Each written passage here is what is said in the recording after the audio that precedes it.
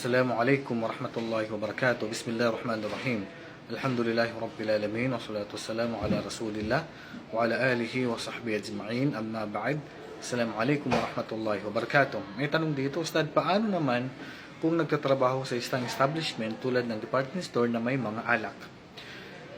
Tayo, anumang trabaho na kasama ka sa pagbibinta ng ipinagbabawal sa restaurant, may binta na alak, karne ng baboy, mga burger na may mga halong mga baboy, sa mga inasal na may mga halong baboy, mantika ng baboy, at kasama ka dun sa pagbibinta, bawal po yan.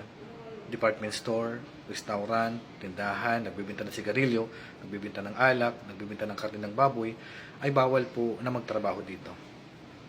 Dahil ang sabi ng Allah subhanahu wa ta'ala, wala ta'awanu alal ithmi wal udwan. Huwag kayong magtulungan sa gawain na ipinagbabawal at gawain na kahalayan.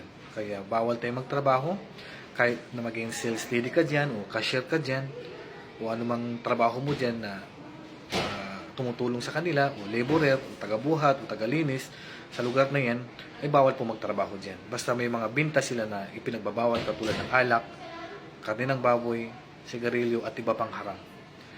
Naway makahanap tayo ng magandang trabaho. Wallahu a'lam. Assalamualaikum warahmatullahi wabarakatuh.